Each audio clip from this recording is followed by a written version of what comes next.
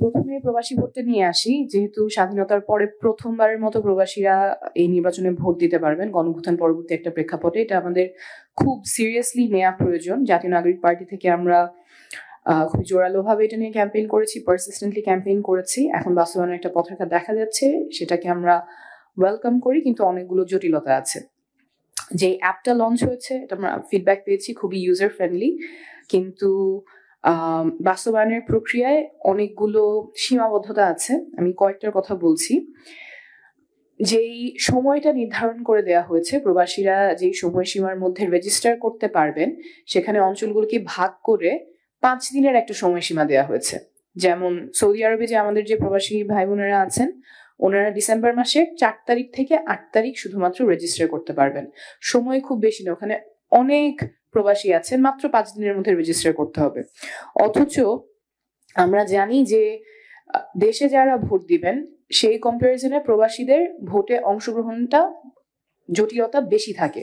So the objective is to reduce participation barriers. ওনারা যাতে এটাতে পার্টিসিপেট করতে পারেন, সেই প্রতিবন্ধকতাগুলো কমানো দরকার। And there is strong evidence যে পার্টিসিপেশন ব্যারিয়ার কমে if you simplify registration procedure. এটা অনেক এভিডেন্স আছে। আমি ইন্টারন্যাশনাল আইডিয়ার গ্লোবাল স্টেট অফ ডেমোক্রেসি 2025 এর যে রিপোর্ট, সেখান থেকে কোট করছি: legal and administration design of registration of ওসিভি including registration requirements strongly affect participation rates. এবং এই রিপোর্টের একটা রেকমেন্ডেশনই ছিল to simplify registration procedure to lower participation barriers. এই যে একটা আর্টিফিশিয়াল সীমাবদ্ধতা দেওয়া হয়েছে, শুধুমাত্র 5 দিনের মধ্যে রেজিস্টার করতে হবে, we do not think that is helpful. এবং এটা আমাদের যারা প্রবাসী ভাই বোনেরা আছেন, তাদের অংশগ্রহণের ক্ষেত্রে অনেকগুলো জটিলতা এবং সীমাবদ্ধতা তৈরি করবে। আমাদের আস্ক গুলো খুবই সিম্পল, দাবিগুলো খুবই সিম্পল। যে সময়সীমা আছে 19 নভেম্বর থেকে 23 ডিসেম্বর, বিভিন্ন জোনে সেটা 5 দিন করে দেওয়া হয়েছে, সেটা না করে সব জোনের জন্যই 19 নভেম্বর থেকে 23 ডিসেম্বর উন্মুক্ত করে দেওয়া উচিত। 1 মাসের কিছুটা বেশি সময়, এই পুরো সময়টা দিলেও যে খুব বেশি সময় থাকবে প্রবাসীদের রেজিস্টার করার জন্য তেমন না, কিন্তু তারপরেও এতটুকু সময় সব জোনের জন্য উন্মুক্ত করে দেওয়ার আমরা দাবি জানাচ্ছি, যাতে 19 থেকে 23 এই পুরোটা সময় প্রবাসের যে কোনো খান থেকে ওনারা পোস্টাল ভোট বিডি অ্যাপে রেজিস্টার করতে পারেন। এর পাশাপাশি যারা রেজিস্টার করবেন, ওনাদের অনেকেরই টেকনিক্যাল হেল্প প্রয়োজন হতে পারে। কি করে অ্যাপে রেজিস্টার করবেন, অনেক প্রশ্ন থাকতে পারে, এনআইডি স্ক্যান, বিভিন্ন জিনিস নিয়ে। এই কারণে আপনাদের পক্ষ থেকে সহায়তা প্রয়োজন। আমরা দেখেছি আপনারা একটা ইমেল এবং হেল্পলাইন দিয়েছেন, এটা আরো ভিজিবল করা এবং 24/7 যাতে সহায়তাটা পাওয়া যায়। এবং টার্ন অ্যারাউন্ড টাইম কত হবে, কেউ যদি কোনো প্রশ্ন করেন, আপনাদের ইমেলের মাধ্যমে প্রশ্ন করেন, কতক্ষণের মধ্যে তিনি এই উত্তরটা পাবেন, সহায়তাটা পাবেন, সেটা স্পষ্ট করবেন। হেল্পলাইনের মাধ্যমেও কতক্ষণ বা কতদিনের মধ্যে ওনারা এই সহায়তাটা পাবেন সেটা স্পষ্ট করবেন। কারণ আমরা এর আগেও দেখেছি, যখন রেজিস্টার করার কথা ছিল তখন শেষ তারিখ ছিল শুক্র শনি উইকেন্ড, সার্ভার ডাউন ছিল, হাজার হাজার মানুষ এনআইডির জন্য রেজিস্টার করতে পারে নাই। একই টেকনিক্যাল ডিফিকাল্টি যাতে এই ক্ষেত্রে না হয়। যারা প্রবাস থেকে ভোট দিতে চাচ্ছেন, টেকনিক্যাল ডিফিকাল্টির কারণে যাতে এই সুযোগটা থেকে তারা বঞ্চিত না হন। আরেকটা বিষয় আমরা ফিডব্যাক পেয়েছি, অ্যাপটাতে পাসপোর্ট এবং এনআইডি দুইটাই স্ক্যান করতে হয়। স্ক্যান করতে গেলেও অনেকের জটিলতা থাকে। আপনারা এটার সাথে একটা ম্যানুয়াল অপশন অ্যাড করবেন। যারা স্ক্যান করতে পারেন স্ক্যান করবেন, স্ক্যান করা ছাড়াও ম্যানুয়ালি যদি ইনফরমেশন ইনপুট দেওয়ার সুযোগ থাকে তাহলে ওটা টার্ন আউটটা বাড়াবে। আরেকটা কথা আমরা গত কয়েকদিনেও বলেছিলাম যে এখন বর্তমান ব্যবস্থায় পাসপোর্ট এবং এনআইডি দুইটারই তথ্য দিতে হয়। যদি দুইটার যে কোনো একটা, যার এনআইডি আছে সে এনআইডি দিয়ে রেজিস্টার করতে পারবে, যার পাসপোর্ট আছে সে পাসপোর্ট দিয়ে রেজিস্টার করতে পারবে, তাহলে এটা অনেকের জন্যই সহজ হবে। সো প্রবাসী ভোটের ক্ষেত্রে 3টা জিনিস আমরা চাচ্ছি যাতে করে প্রবাসীদের আগামী নির্বাচনে অংশগ্রহণ করা ব্যারিয়ারটা কমে। প্রথমটা হচ্ছে 19 নভেম্বর থেকে 23 ডিসেম্বর আপনাদেরই যে সময়সীমা, সেটার মধ্যে আবার জোন ভাগ করে 5 দিন দিয়েন না। 5 দিন হলে অনেকের জন্যই অসুবিধা হবে এবং এই আর্টিফিশিয়াল ব্যারিয়ারটার খুব যৌক্তিকতা নাই। পুরোটা সময় জুড়ে যাতে সব জোন থেকে ওনারা রেজিস্টার করতে পারে সেই ব্যবস্থা করবেন। একটা 24/7 হেল্পলাইন এবং কতক্ষণের মধ্যে কমপ্লেইন গুলো রিজলভ হবে সেটার একটা রূপরেখা এবং আপনাদের হেল্পলাইন গুলো ভিজিবল করা। 3 নম্বর হচ্ছে পাসপোর্ট অথবা এনআইডি দুইটারই ইনফরমেশন ম্যানুয়ালি দেওয়ার ব্যবস্থা করা এবং যে কোনো একটার মাধ্যমে যাতে রেজিস্টার করতে পারে।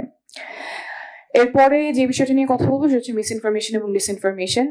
ইটস গ্রেট যে আপনারা এটা অ্যাড্রেস করার চেষ্টা করছেন। আলোচ্য সূচিতে বেশ কয়েকটা টপিকে এটা আছে এবং আমরা বিশ্বজুড়েই দেখতে পাচ্ছি যে ইলেকশনের টাইমে স্পেশালি মিসইনফরমেশন ডিসইনফরমেশনের প্রকটতা অনেক থাকে, আর বিশেষ করে নারীদের ক্ষেত্রে এবং মাইনরিটিদের ক্ষেত্রে এটা ডিসপ্রপোর্শনেটলি এফেক্ট করে। আপনাদের যেই প্রজ্ঞাপন এখানে 16 ঘতে লেখা আছে, প্রতিপক্ষ নারী, সংখ্যালঘু বা অন্য কোনো জনগোষ্ঠীকে লক্ষ্য করে ঘৃণাত্মক বক্তব্য, ব্যক্তিগত আক্রমণ বা উস্কানিমূলক ভাষা ব্যবহার করিতে পারিবেন না।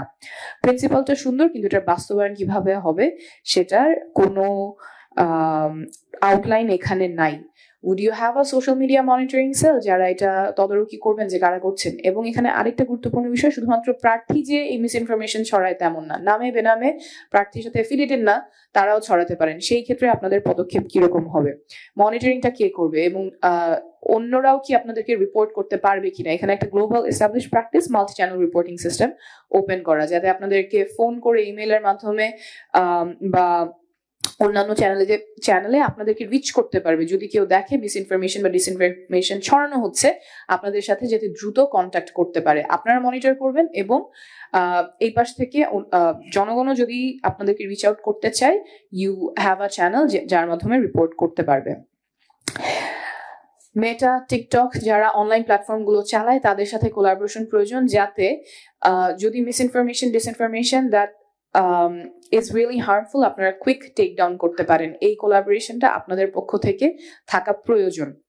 আপনাদের কাছে যখন রিপোর্ট আসবে বা আপনারা যখন মনিটর করবেন, সেটা যাতে ফাস্ট টেক ডাউন হয় before it hampers or tampers the reputation of the candidates. Plus আপনাদের একটা ফোকাল পয়েন্ট বা ফোকাল সেল প্রয়োজন, because this is an extensive workload. আমরা গত নির্বাচন, ইভেন 24-এর নির্বাচনে দেখেছি কোঅর্ডিনেটেড মিসইনফরমেশন ক্যাম্পেইন, এইখানে আরো বেশি হওয়ার চান্সেস আছে।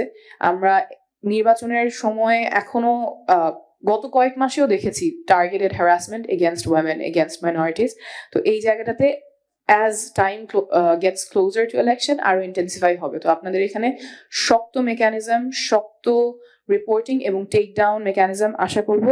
এবং এই জায়গায় আমি আশা করবো যে প্রবাসী ভোট এবং মিসইনফরমেশন নিয়ে এটা শুধু ওয়ার্ডসে সীমাবদ্ধ থাকবে না, আপনারা আসলেই ফলো আপ করবেন এবং আমাদেরকে জানাবেন আপনারা এই বিষয়ে কি কি পদক্ষেপ নিচ্ছেন।